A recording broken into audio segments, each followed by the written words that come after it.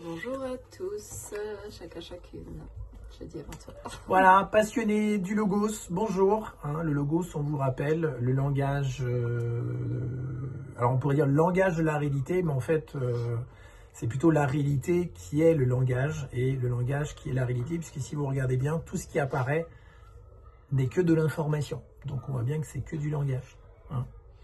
Ce qui a donné dans la Bible, au début, il y eut le logos, donc le verbe, le langage, qui est vraiment au sommet de la pyramide de l'existence. Sans langage, vous ne savez pas ce que vous vivez. Puisque le langage vous dit « j'ai peur, je me sens bien, je me sens mal », ça n'est que du langage en permanence. Et ça ne s'arrête jamais.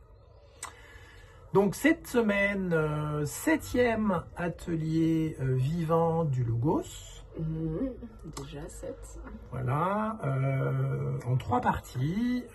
On a toujours 3 parties en fait dans les ateliers. Oui, voilà. Alors après, pour l'instant, ça changera en peut-être. tout cas pour l'instant c'est composé comme ça. Voilà. Parce qu'on a 3 heures, donc on reste 3 parties et 3 capsules d'1 heure.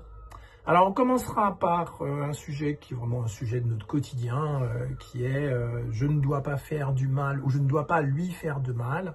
Et donc on ne doit pas me faire du mal également, qui est un sujet classique, qui est à la fois, qui pourrait apparaître à la fois comme un espace de protecteur, on se sent en sécurité parce que tout le monde est d'accord là-dessus, même si on voit aujourd'hui quand même dans les actualités, c'est pas forcément partagé par tous.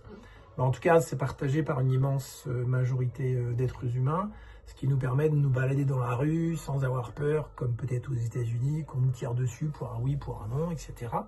Mais bon, les États-Unis ou d'autres pays, on a quand même un espèce de consensus là-dessus qui fait que quand on est à l'extérieur, on a quand même cette sécurité de pouvoir marcher sur le trottoir sans... mais non, mais on ne se rend même pas compte, mais voilà, il y a quand même un consensus global là-dessus. Oui, il y a des pays qui sont plus ou moins paisibles. Alors au quotidien, ça peut aussi un peu nous compliquer la vie parce que ça ne nous autorise pas forcément à être sincère, à être authentique, etc. Transparent. On peut se sentir un peu comme dans une prison face à cette injonction qui est une injonction, ne nous racontons pas une histoire.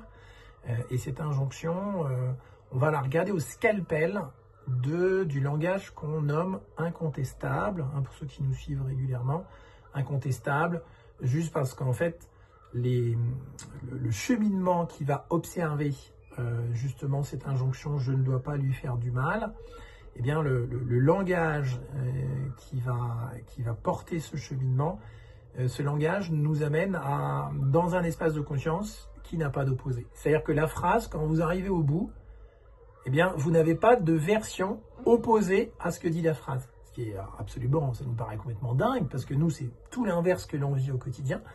Mais quand on passe par justement ce langage, eh bien, comme il n'y a pas d'opposé, ça n'est que paisible. C'est-à-dire, il y a comme une espèce d'évidence. Enfin, c'est même pas une espèce, c'est une évidence. Donc ça, ce sera la première partie.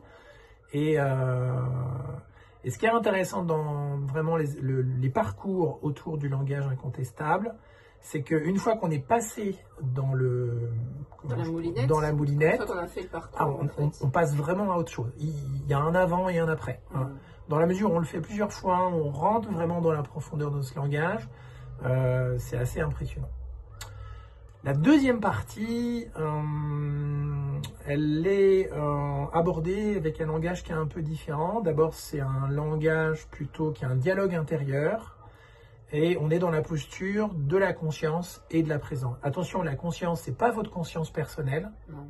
C'est pas votre conscience de quelque chose. C'est vraiment le champ de conscience. Qui englobe tout. Le champ de présence qui englobe tout. Donc ça veut dire que c'est l'éternité et la conscience éternelle qui est aux commandes de votre parcours initiatique et d'enseignement.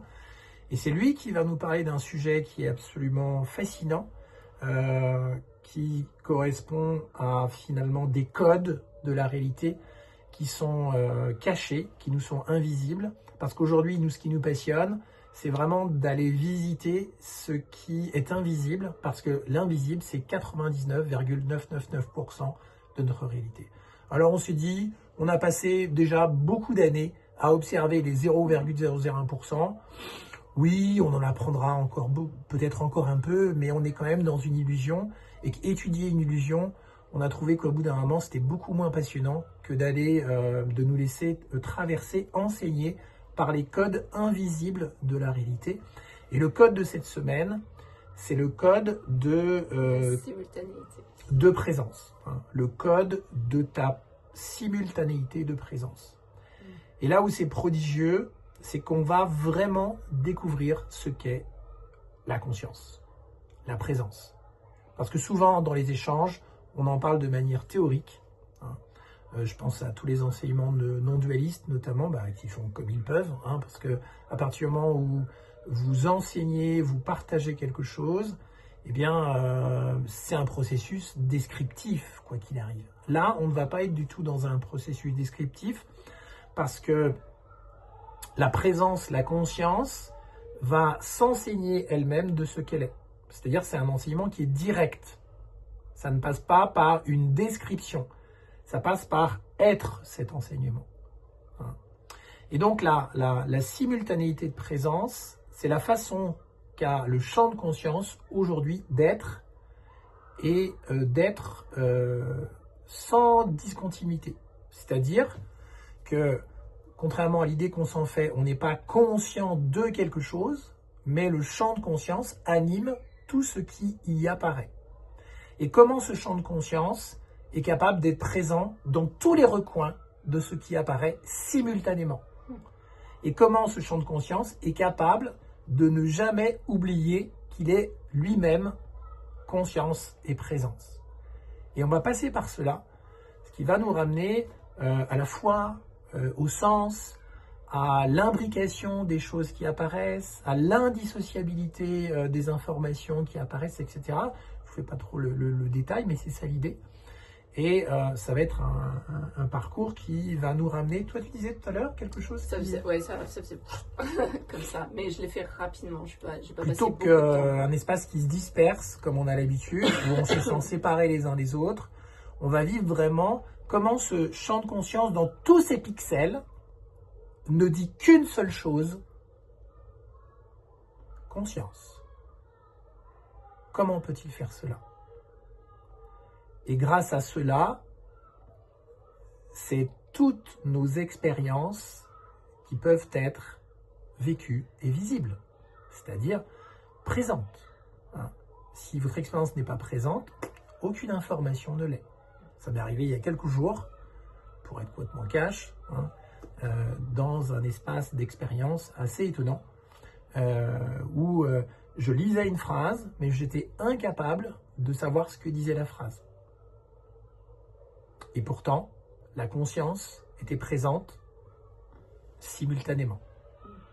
Voilà, donc on va voyager à partir de cet espace qui va nous ramener à véritablement la vérité, comme d'habitude, la vérité incontestable. Et puis, on vivra cet espace dans le cadre d'une pratique dans un troisième temps. Donc, on a des mantras sur la simultanéité de présence qui vont nous amener véritablement à fou. C'est-à-dire, imaginez que tout ce qui est présent dans ce qui apparaît, ou tout ce qui peut potentiellement être présent dans l'espace de conscience, la multitude des informations, soit réunie juste dans un minuscule point. C'est impressionnant. On partira de contexte de notre quotidien, notamment avoir peur de faire du mal, et puis on cheminera à partir de ces nouveaux mantras de notre simultanéité de présence. Je pense qu'on a dit l'essentiel. Oui, on en a déjà pas mal. Donc on est, j'allais dire, on est disponible.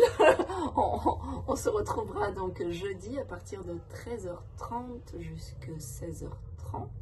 À peu près. Généralement, oui, c'est 16h. Ça déborde un peu. Un petit peu, mais très peu, même parce qu'on a des contraintes derrière. Donc 16h30 heure française, 13h30, 16h30 heure française. Vous trouverez le lien quelque part avec cette vidéo pour vous inscrire.